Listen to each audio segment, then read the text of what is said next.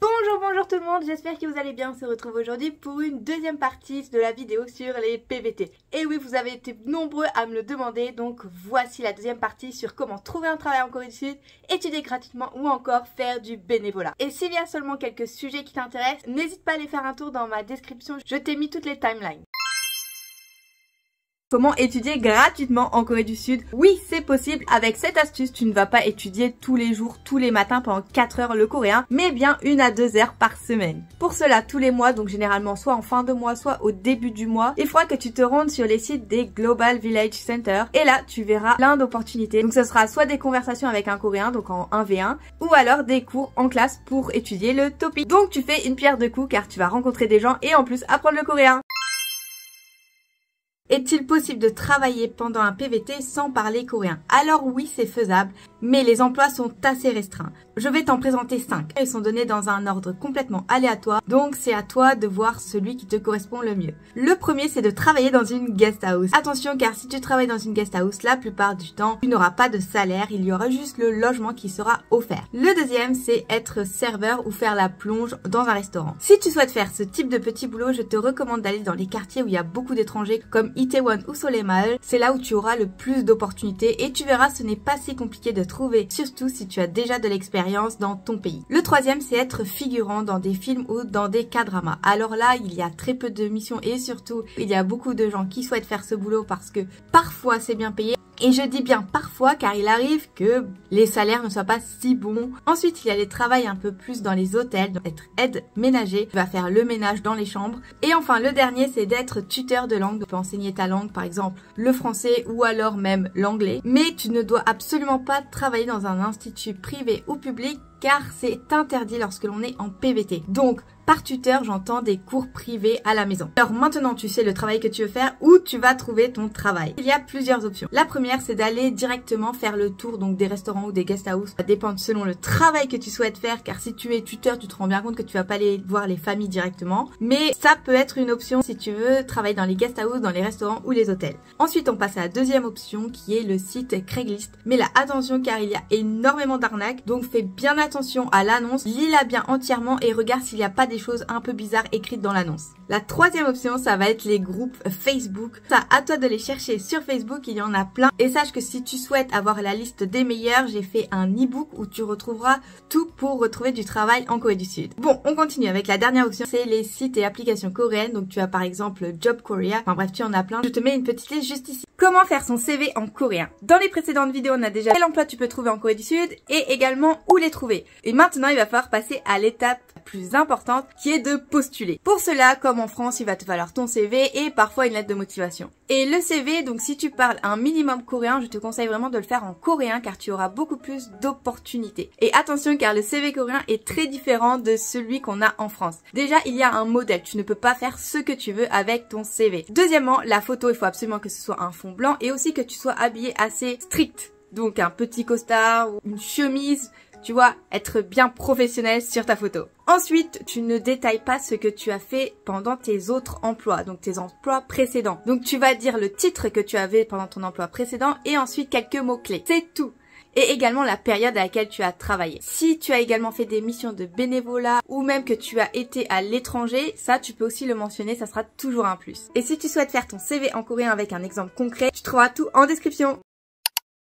Comment écrire sa lettre de motivation en coréen? On a vu comment faire le CV. Mais maintenant, si tu postules dans une boîte coréenne, par exemple pour faire du marketing, il faut aussi que tu fasses ta lettre de motivation. Et pour ça, attention, tout comme le CV, la lettre de motivation coréenne est très différente. Et pour tout te dire, elle fait 3 pages.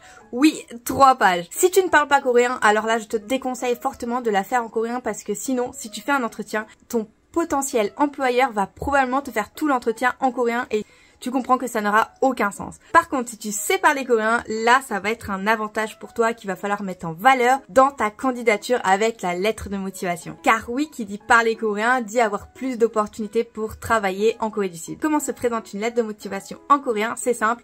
La première partie, tu vas expliquer comment tu as grandi. Ensuite, tu vas dire quelles sont tes qualités et tes défauts. Qu'est-ce que tu as appris niveau professionnel. Et également, qu'est-ce que tu vas faire une fois que tu seras dans l'entreprise pour t'intégrer à l'équipe. Et également pour montrer que tu maîtrises ton ton travail et que tu as envie de travailler pour cette entreprise. C'est exactement comme si tu étais en entretien. Donc, une fois que tu as fait ta lettre de motivation, l'entretien, ça va se passer comme sur des roulettes car tu auras déjà quasiment toutes les réponses dans ta lettre de motivation. Et si tu souhaites faire ta lettre de motivation en coréen avec plus de détails, eh bien, tu pourras trouver plus d'informations en description.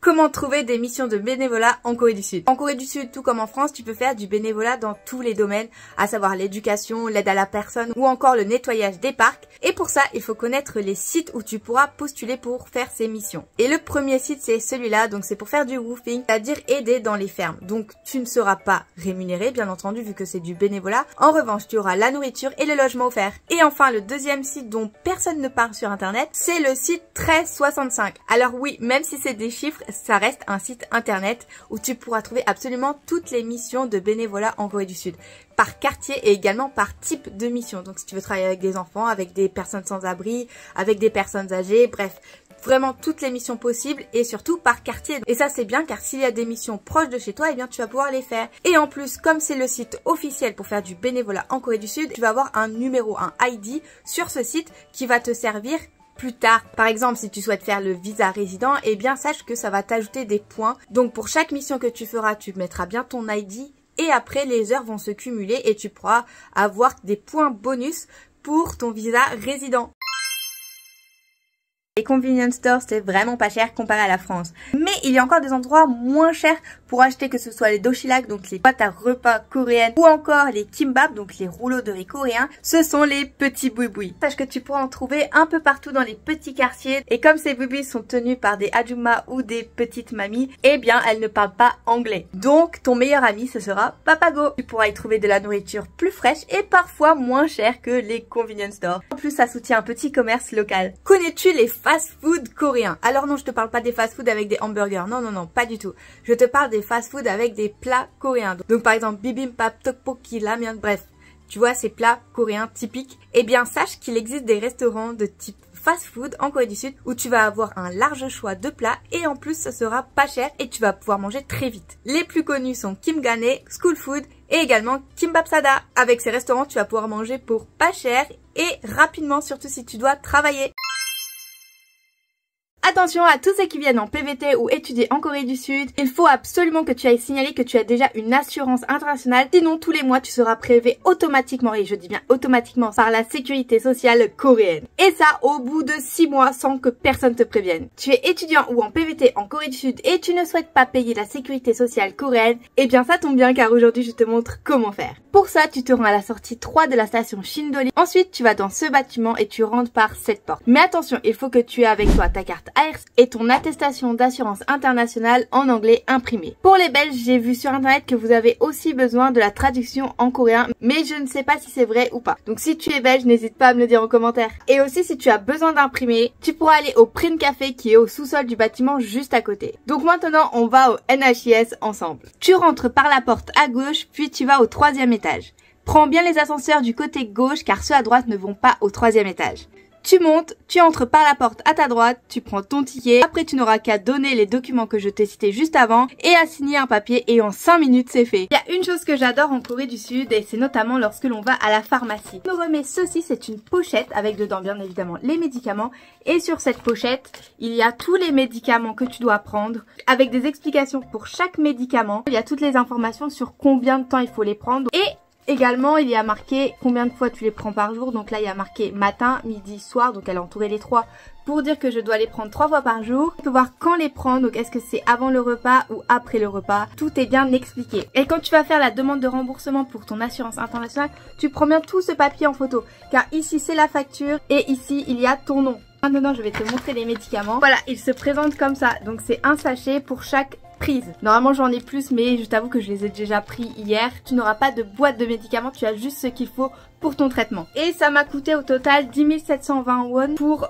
2 jours de traitement, donc à savoir 6 prises de médicaments avec à chaque fois 3 gélules par prise. Et voilà, j'espère que cette vidéo t'aura aidé et si c'est le cas, n'hésite pas à lâcher ton plus gros pouce bleu, à t'abonner et également à activer la cloche bleue, comme ça tu sauras dès qu'une nouvelle vidéo sortira. Et moi je te retrouve la semaine prochaine pour une nouvelle vidéo en direct de Corée du Sud. Annyeong.